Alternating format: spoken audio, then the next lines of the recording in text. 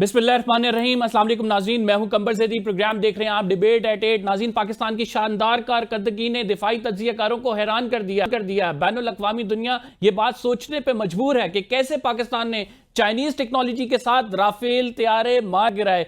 बैनुल अक़वामी journalist, वो journalist जो CNN BBC से वाबस्ता है, वो अपने तज्जिए दे रहे हैं और कह रहे हैं कि पाकिस्तान को फजाई बरतरी हासिल है, पाकिस्तान भारत से बेहतर पोजीशन पे है। CNN के डिप्लोमेटिक कॉरेस्पॉन्डेंट की जानिब से ये कहा गया कि पाकिस्तान के मिसाइल हमलों के बाद भारत पाकिस्तान से बातचीत पर मजबूर हुआ। उसके बाद फिर ये सीज फायर हो जाती है नाज़रीन, और अब डोनाल्ड ट्रंप की तरफ से पेशकश की गई है कि कश्मीर के मामले पर वो सालिसी के लिए तैयार हैं। कश्मीर के मामले पर दोनों ममालिक को बैठना चाहिए, न्यूट्रल वेन्यू पे ये बात होनी चाहिए। पाकिस्तान कश्मीर के मसले को वक्तन फवक्तन हाईलाइट करने की कोशिश करता है, लेकिन एक बड़ी गोल्डन अपॉर्चुनिटी इस तनाज़े के नतीजे में उभर कर सामने आई है। मोदी सरकार जो जंगी जारियत कर रही थी, लेकिन अब ये जारियत उनको उल्टा पड़ गई है। कश्मीर के मामले पर हम क्या कुछ अचीव कर सकते हैं? कल DGMOs की मीटिंग है, इस मीटिंग में क्या कुछ होने वाला है, एजेंडा क्या होगा, इस पर डिस्कस करेंगे।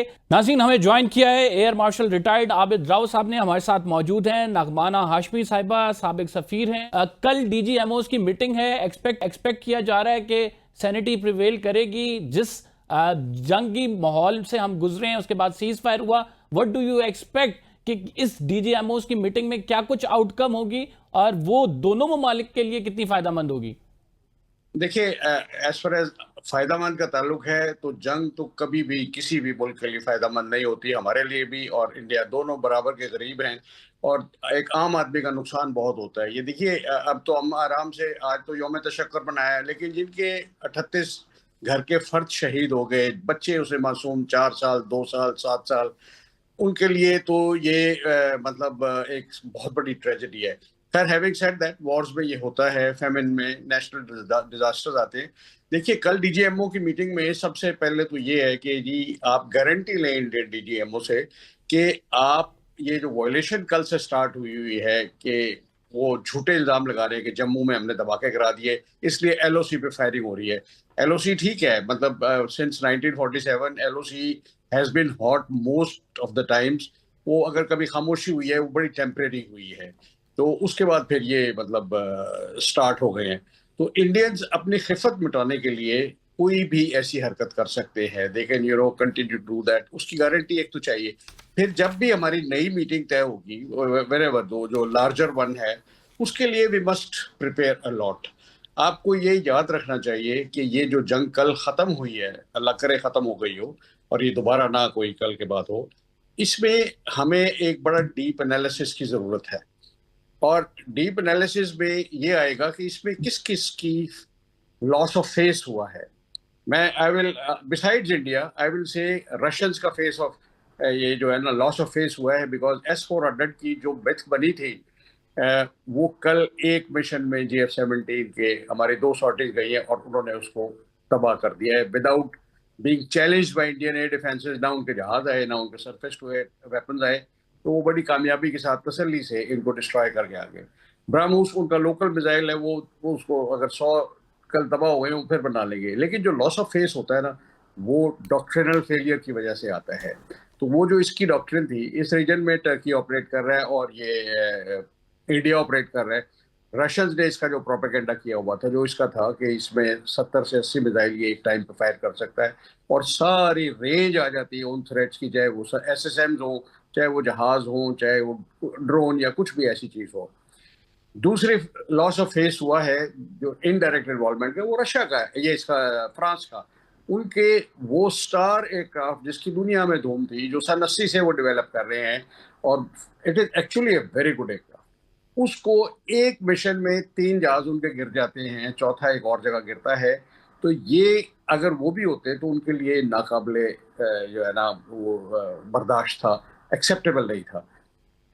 तीसरा जो सबसे फिर हुआ है इसराइल का। इसराइल ने अपनी टेक्नोलॉजी को यहाँ पिटवा दिया है, बिकॉज टेक्नोलॉजी के साथ आपको ऑपरेट करने की हिम्मत चाहिए जो इंडियंस में नहीं है। वो माइंडसेट जो इजरायलीज का है, इंडियंस में कभी नहीं हो सकता। उनके आगे फलस्तीनी है तो वो जितना मर्जी अग्रेसिव बोले, वो अवाम के लिए तो कश्मीर के उस पर उन्होंने इंडिया को यही कहा है कि कश्मीर की मूवमेंट दबाने के लिए صرف ایک اپروچ ہے, روتھلیس ہو جاؤ, بچوں کو مارو, عورتوں کو مارو, گھروں کو اجاڑ دو, جس کا دل چاہے گھر بلڈوز کر دو. تو دہشت کی وجہ سے کشمیر جو ہے نا وہ موومنٹ دبی رہے گی. ان سب سے بڑا لاس آف فیس میرے نزدیک, آپ ایگری کریں نہ کریں, لاس آف فیس ہوا ہے امریکہ کا. امریکہ کا اسٹریٹجک پارٹنر تھا انڈیا, ان کا بغل بچہ, اس کو وہ تیار کر رہے تھے چائنا سے لڑانے کے لیے. اب اس سے بڑی کوئی, بیکاز انڈیا کے بعد وہ کس پہ رلائے کریں گے کہ اگر چائنا سے جنگ ہوتی ہے ان کی ساؤتھ پیسیفک سی میں یا عربین سی میں, تو کون کرے گا؟ جو ہماری کامیابی اللہ کا بہت شکر ہے, ان آل ہیوملٹی میں سے الحمدللہ یہاں جیت ہوئی ہے چائنیز ٹیکنالوجی.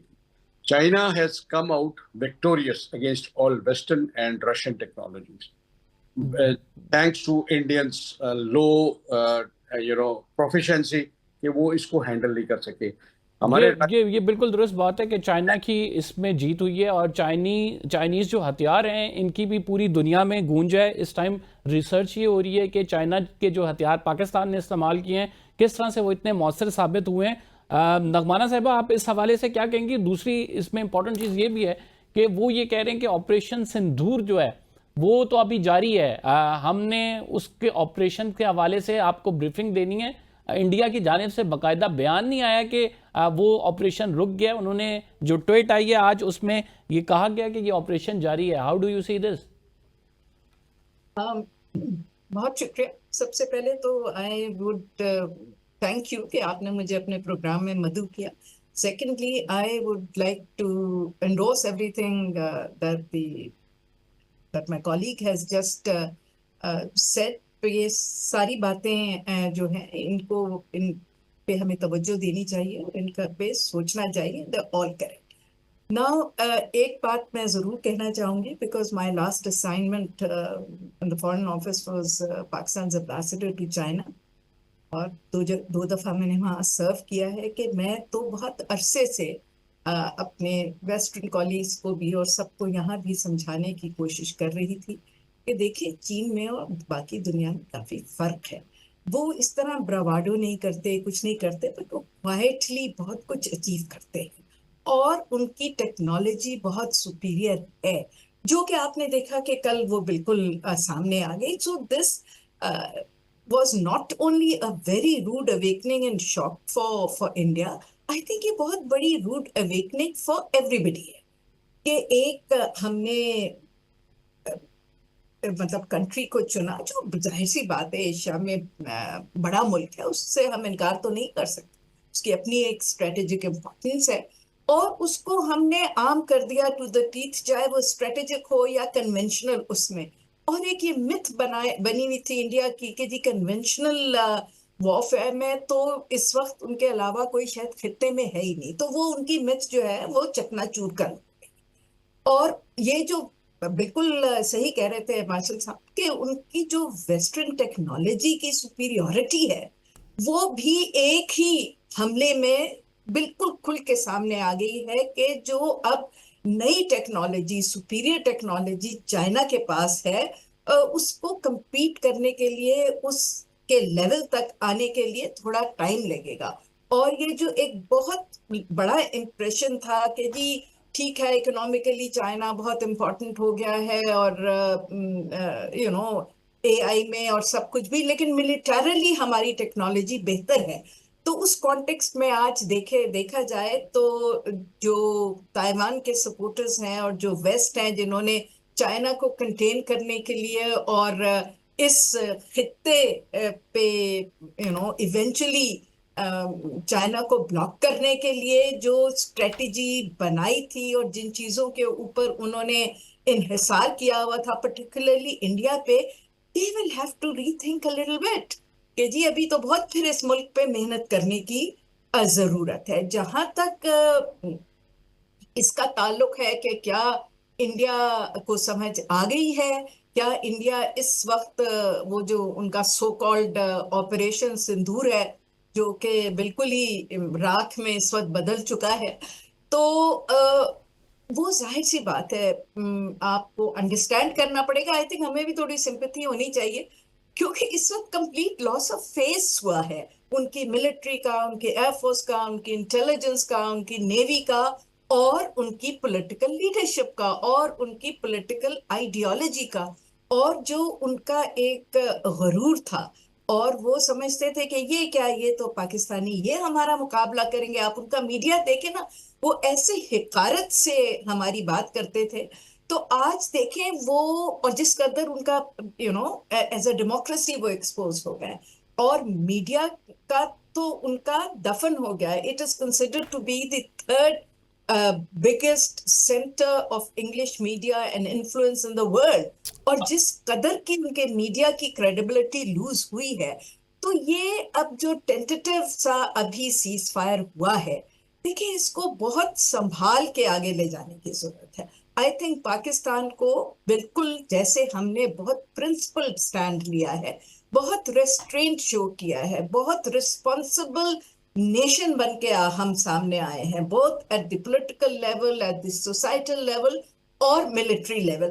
ہمیں اپنا وہ ریسٹرینٹ اور اپنی ریپوٹیشن کو قائم رکھنا ہے، اور دیکھنا ہے کہ مودی صاحب اب کیا وہ سوبرائٹی جو ایک اسٹیٹ لیڈر کی ہونی چاہیے، اور ایک اتنے بڑے ملک کے اسٹیٹ لیڈر کی ہونی چاہیے جو انہی کے پارٹی کے لیڈر واجپئی صاحب نے شو کی تھی، کیا اب وہ ایک پاپولر لیڈر سے ٹرانسینڈ کر کے ابھی بھی اسٹیٹ مین کے لیول پہ آ سکتے ہیں؟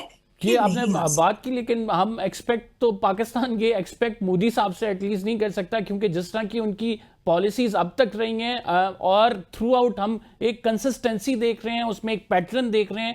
تو آئندہ آنے والے دنوں میں 2 کے سیز فائر ہو گئے، بٹ میری بہت سارے جو ڈپلومیٹ سے بھی بات ہوئی، انہوں نے کہا کہ ہم اس سیز فائر پہ ٹرسٹ نہیں کر سکتے. ایئر مارشل صاحب، وٹ ڈو یو تھنک؟ کر سکتے.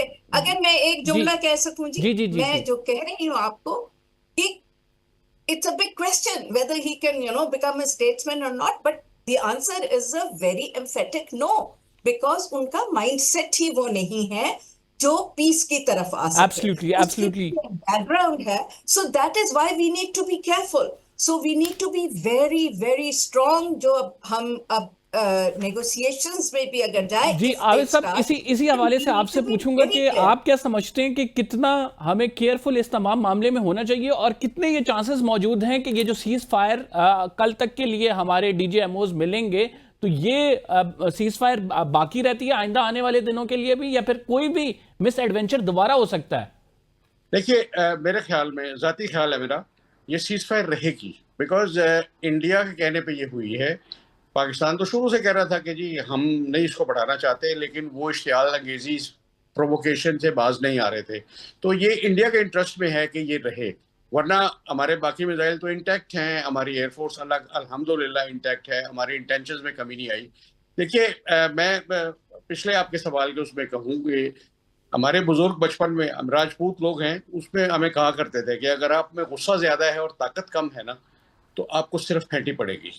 تو یہ مودی پہ جو یہ بیانیہ تھا پاکستان کو مسل کے رکھ دینے پہ، ذلیل کرنے پہ، رگڑ دینے میں، اس کو ان کے میڈیا نے سپورٹ کیا.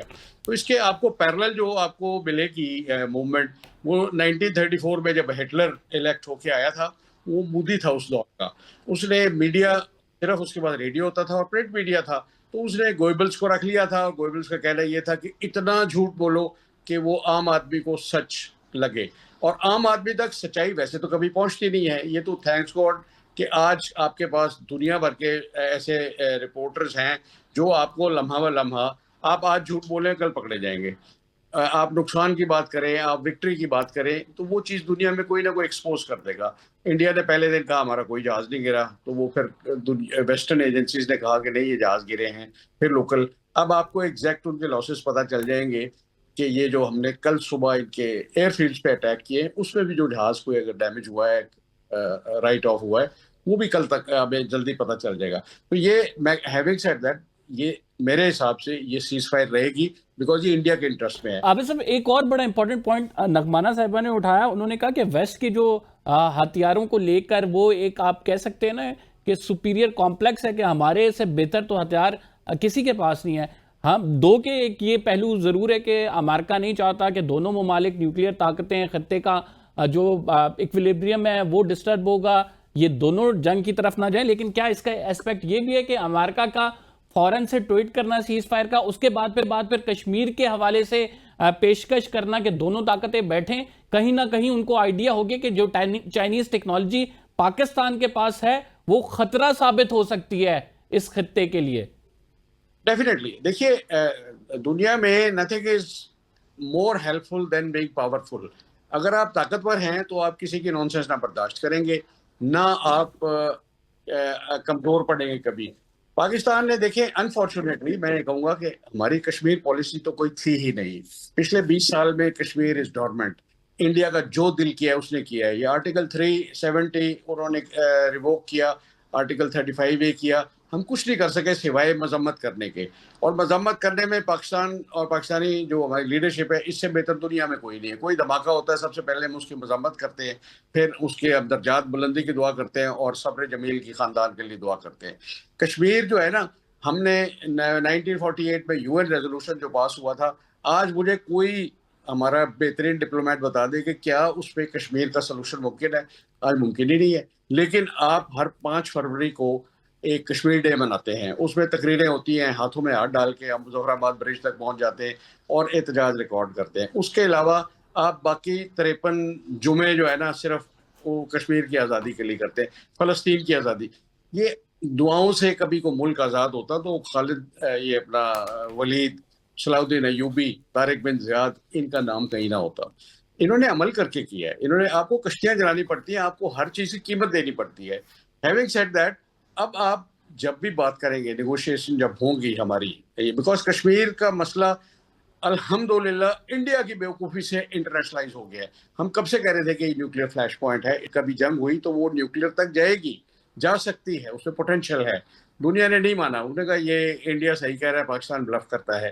ہماری ریپوٹیشن انفارچونیٹلی ایسی رہی ہے کہ وہ کہتے ہیں نا کہ وہ جھوٹ بولے گا اور لاجواب کر دے گا, میں سچ کہوں مگر پھر بھی ہار جاؤں گی. یہ پروین شاکر نے کہا, کسی اور کانٹیکسٹ میں تھا, لیکن یہ انڈیا پاکستان پہ اپلائی کرتا ہے.